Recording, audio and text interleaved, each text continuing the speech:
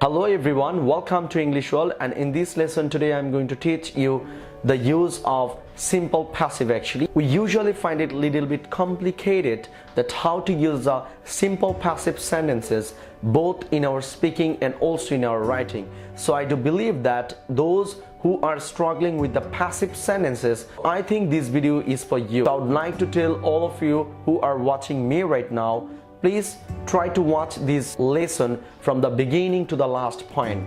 So without further ado, now let's get started. So আজকের এই লেসনে আমি দেখাবো যে মূলত আমরা am, is, are, was, are, shall be, will be দিয়ে কিভাবে আমরা কি করতে পারি প্যাসিভ সেন্টেন্সেস গুলোকে মেক করতে পারি। ওকে, সিম্পল প্যাসিভ গুলো আমরা তিনটা ফর্মে করতে পারি। একটা হচ্ছে প্রেজেন্ট টেন্স, সেকেন্ড ওয়ান হচ্ছে পাস্ট টেন্স, তারপরে একটা হচ্ছে আমাদের ফিউচার টেন্স।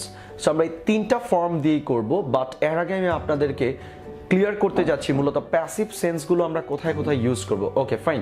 সো প্যাসিভ সেন্টেন্সেসগুলো আপনি ওই সেক্টরগুলোতে ইউজ করবেন, আমরা ওই সেন্সগুলোতে আমরা প্যাসিভ সেন্টেন্সেসগুলোকে ইউজ করব যেখানে আমাদের সাবজেক্টটা ভিজিবল না, আই মিন ডিরেক্টলি ভিজিবল না। তো এখন আমি আপনাদেরকে দেখাতে যাচ্ছি যে কিভাবে আমরা প্রেজেন্ট টেন্স দিয়ে প্যাসিভ সেন্টেন্সেসগুলো মেক করতে পারি।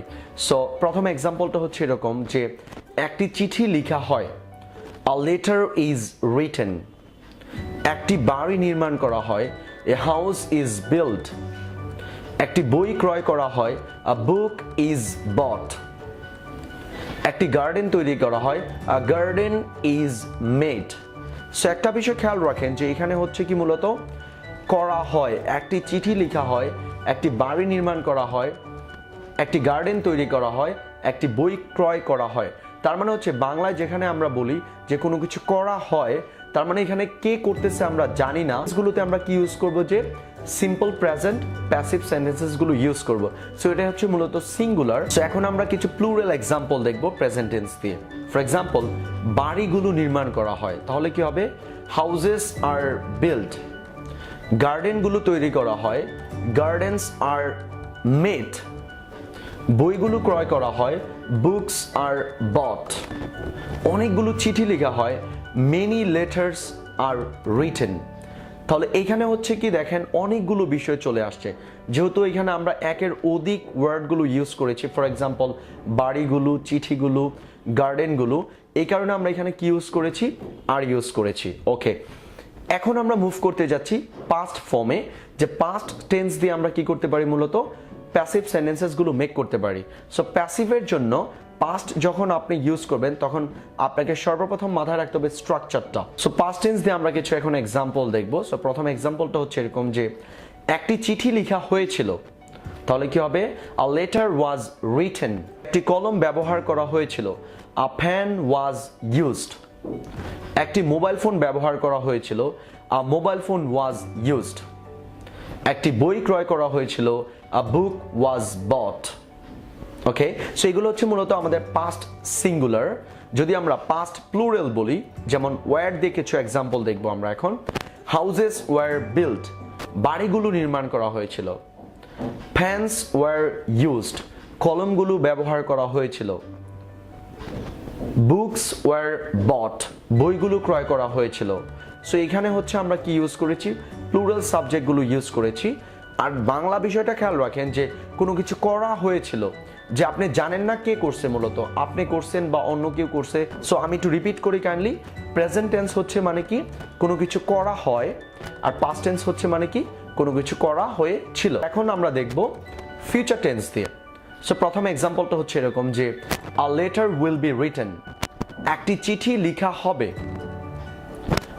A house will be built, একটি বাড়ি নির্মাণ করা হবে। আ বুক উইল বি বট, একটি বই ক্রয় করা হবে। আ গার্ডেন উইল বি মেড, একটি গার্ডেন তৈরি করা হবে। সো ফিউচার টেন্স দিয়ে কোনো সেন্টেন্সেস মেক করতেছেন তখন আপনাকে একটা বিষয় মাথায় রাখতে হবে যে আমি কি বাংলা সেন্টেন্সেসগুলো এরকম বলতেছি কিনা যে কোনো কিছু করা হবে, একটি গার্ডেন তৈরি করা হবে, একটি বাড়ি নির্মাণ করা হবে, অনেকগুলো বই ক্রয় করা হবে, অনেকগুলো চিঠি লেখা হবে।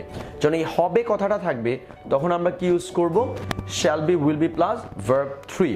ওকে, সো আমরা ট্রাই করব কি করার জন্য যে প্রত্যেকটা টেন্স দিয়ে, ফর এক্সাম্পল প্রেজেন্ট, পাস্ট এবং ফিউচার দিয়ে আমরা ট্রাই করব অনেকগুলো সেন্টেন্সেস মেক করার জন্য যাতে করে আমরা যখন কোনো প্যাসিভ সেন্টেন্সেস লিখতে যাব বা স্পিকিং এ ইউজ করতে যাব আমরা খুব সিম্পলি কি করতে পারবো তাহলে ইউজ করতে পারবো। ওকে, আরেকটা বিষয় একটু মাথায় রাখবেন সবাই যে এটা হচ্ছে খুব হিডেন একটা বিষয় যে আমরা অনেক কি করি লেসন দেখি, অনেক ধরনের ভিডিও দেখি, অনেক কোর্সেস করি, বাট আমাদের স্পিকিংটা ফ্লুয়েন্টলি হয় না।